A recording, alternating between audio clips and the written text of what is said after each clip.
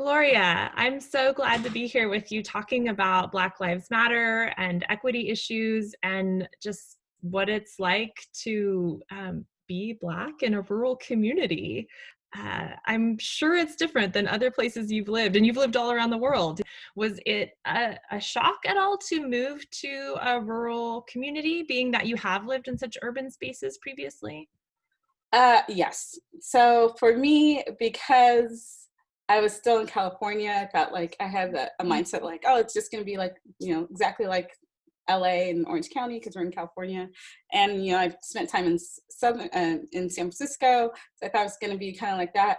And my main fear my first time being up here, or not my first time being here, but when we moved here, was more of like, oh my goodness, there's no Nordstroms. Like that was my main concern. I have no Whole Foods and no Nordstroms. How will I survive?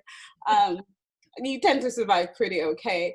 But my in-laws have been living in the area for the last 20 years. So I had come up to Anderson and to Reading multiple times. So I was very familiar with the community prior to moving here, but I got to know it more once I was here. And there were a lot of elements that were extremely shocking for me, to be honest with you, that I wish my only concern was my Nordstroms. And there were sides of it that were great, and there were sides of it that were not so great, and that I've experienced since the very first time coming up to Reading. So. I think one of the things that I have noticed is that because there are lower numbers of Black and Brown community members in our area, and in that I'm including, tribal folks and Latinx populations, even folks from Asian countries. I think that people feel like it's not something, maybe white people feel like it's not something they really need to think about as much, but obviously that's not true. Have you had conversations with folks about the equity issue, about Black Lives Matter, what it should look like in our community? Yeah, the thing that I find somewhat concerning is that the Reading, this whole NorCal, has a lot of great amenities. It has a lot of good people. It has a lot of good intentions. It would be ideal if everyone came and felt like they were welcome, like they could visit this area. That the businesses wanted their businesses, that people would enjoy their company, that they would be people who are welcome in the area, just to come to visit and whatnot. Because although diversity might be lacking in people who reside in Reading, there's a lot of people who pass through for multiple different reasons, and those people should feel very welcome to be, in Reading, or at least safe. And unfortunately, from the very first time I came here, I've had issues that were racial issues, whether it was stares, being called names, just having real deep issues across time. And so just made me question my safety as I was here. And so when we moved here, that was pretty much the first question I had, was how safe will I be being in this city? And it's still something that is constantly top of mind. I've been here for 3.5 years, and I can't ever say that I got to the point where I feel safe to be in the city as my whole authentic self. I think that happens to a lot of people who not only come here, but some people who are born and raised here, people who just don't feel free to be their authentic selves. And as we continue to grow, and organizations that continue to push for inclusion and a sense of belonging, I think it's up to our allies to hold that accountable. What I had noticed was that as there's a sentiment that Reading isn't diverse, therefore we don't have to do the work. Yeah. And that's not true. I see diversity constantly in Reading, from racial diversity, gender diversity, social and economic diversity. So it's really important that we do the work so that people can be themselves in our city. And so I would hope that the narrative of Reading's not diverse, therefore, or the excuse of letting things kind of go by the wayside because Reading's not diverse would go away. But that people would actively participate in training on how to be an ally, having the training on diversity training, understanding what actions might be offensive to oppressed groups of people, and also understanding, like, from a standpoint of our businesses, why it's important that we are creating a sense for belonging for all people, both those who come into Reading, but also those who look towards the resources Reading provides for solutions. And so I think that, yes, Reading's probably had a history of some deep-rooted racism that, me and my family have experienced so deeply since we've moved here. But there's an opportunity for Reading to be, or NorCal in general, to be known not as a place of racism, but a place where there's also a lot of vocal anti-racism.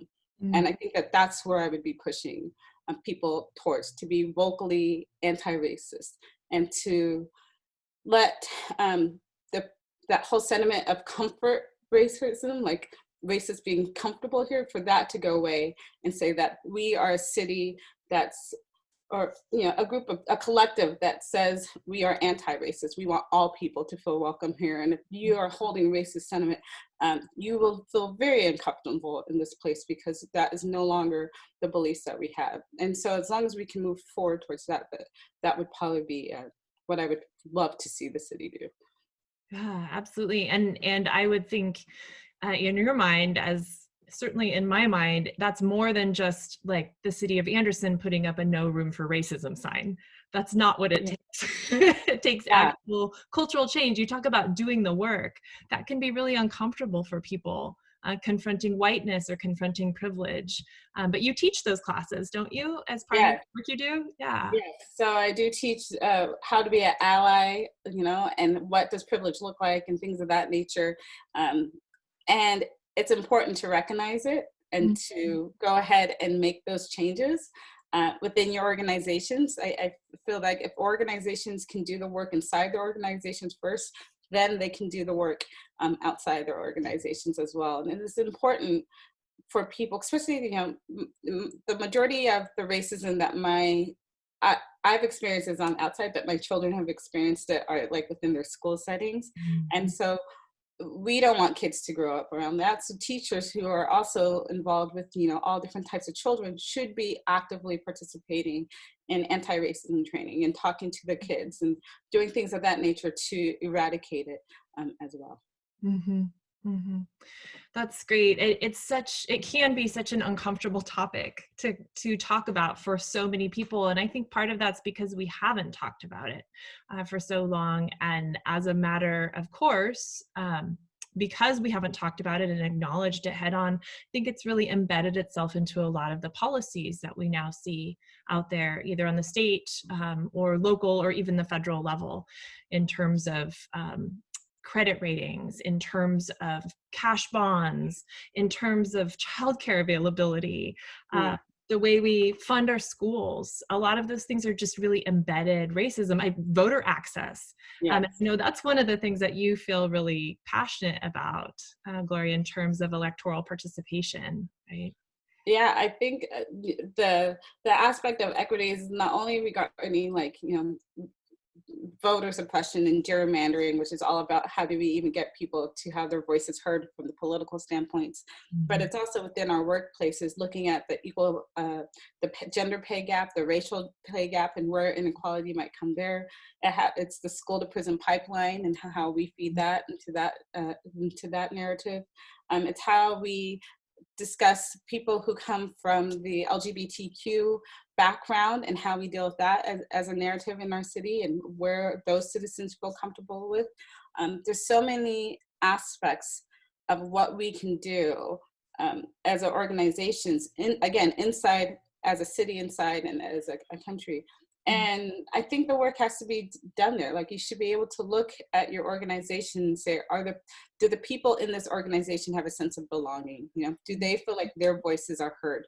Do they feel that we are giving to different, have we even addressed the oppression that we are putting people under, maybe unconsciously, maybe consciously? And I think that that's a really important first step. You know, I think that sometimes where I've seen it is where we let one organization have an automatic yes to build whatever, but then a group from a different racial background tries to go ahead and push something there, and they have all of these hurdles that they have to overcome just in order to have their voice heard. I don't think that's fair. That's not equity right there. It doesn't create a sense of belonging. They're a community, and those need to be addressed. It's when we have our city council meetings, we start our city council meetings with prayer, but no other religious, you know, voice gets an opportunity to be heard. And it's not that we don't want other voices to be heard, but we don't even create an avenue to show, like, hey, we're going to make sure that if you want a voice heard, you can start in this manner or whatnot, you know. And so I think that there are systems in place that, whether it's consciously or unconsciously, are biased towards the majority and towards the people that are been doing oppression, rather than being cognizant of the minority and the people who are under oppression. Yeah, our perspective as a culture is very white, and hasn't acknowledged that there are other perspectives and included that into our culture or our policies likewise. Correct. And I think too, it's really important to remember that, like, when you sit there and look at the history of Northern California, that we don't start with a settler's perspective and say Redding's always been white, like, because that negates the indigenous people that have been here since the beginning of time. So I think that there has always been a mix of people, and we really have to look at how did we include or exclude those people and the mixture of people from the history of their own land and their own space, and how do we support or not support the people being in this space too. What respect have we gone on both ways there? So as much as you recognize one group of people for their contributions to the city, we should be also acknowledging other groups, the minorities, that have also been contributing to our society for a great long time. You know, like the Martin Luther King Center has been here for a long time, has been contributing to the needs of Black people in Redding for a while too. And so it's important that when we are looking to amplify Black voices, that we also include them in the discussion and the work that they have done. It's important to see that Redding Rancheria has been here for a really long time and do a lot of work, especially for people of color and communities that are from different social economic backgrounds. And they do a lot of work for our community, and they deserve to be recognized for it from that time. So there's a lot of agencies that do contribute to our society here in the North County that come from a diverse backgrounds of beliefs and diverse backgrounds of racial composition. But their voices definitely deserve to be heard and recognized. Even NorCal, you know, NorCal Outreach does a great job of doing a lot of outreach for our LGBT communities.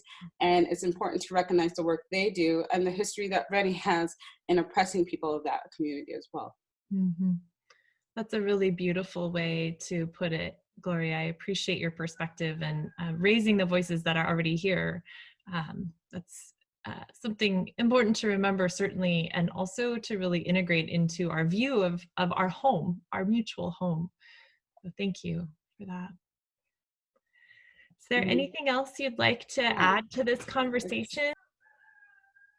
You know, I think that the one thing that I've known for Redding and NorCal since we've been here is that there are, you know, some people don't want to do better. That's great. That's them. But there are people who are open to doing better.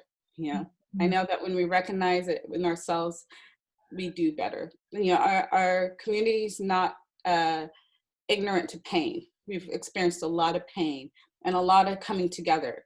And once we can recognize the pain, we can move towards coming together.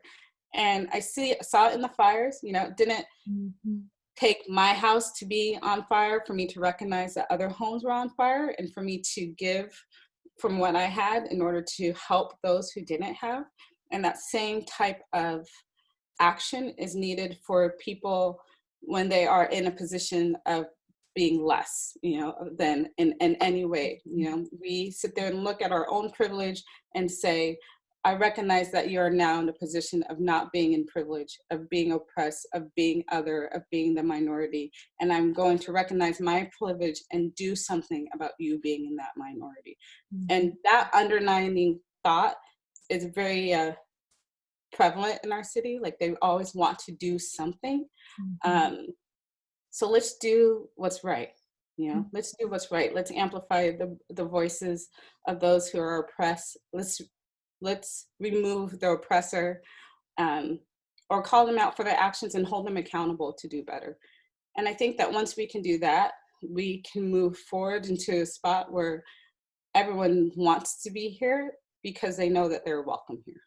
Mhm. And are able to have a space where they can be their best, which only makes our community stronger, right? Yeah. I like when people are their most authentic selves, it's just beautiful. You know, when people, if you've ever had like a authentic food from all over the world and they're Mm. making it with their authentic dishes and be able to put their love and their perspective and everything, the food just tastes, you know, better. And authenticity always tastes better. So I love a space where people can be here and be their most authentic selves and feel comfortable to do so in all their wholeness, whether it's racially, gender, sexual orientation, social, economic. I think we just have to be a place where people can come together, but that starts with recognizing first that there are people that aren't in that group. And that's why it's important, you know, Black Lives Matter, Black trans lives matter. Those, it's important right now to highlight that and say we're going to do the work to make sure that that's acknowledged Mhm. in our own community as well as across the world. Well, thank you for being a voice for that, Gloria, in our community, as well as across the world. That we see you here, and we're very grateful that you are here. So thank you for bringing your authentic self. Thank you for letting me use your platform to amplify my voice. Absolutely. Anytime. Yeah.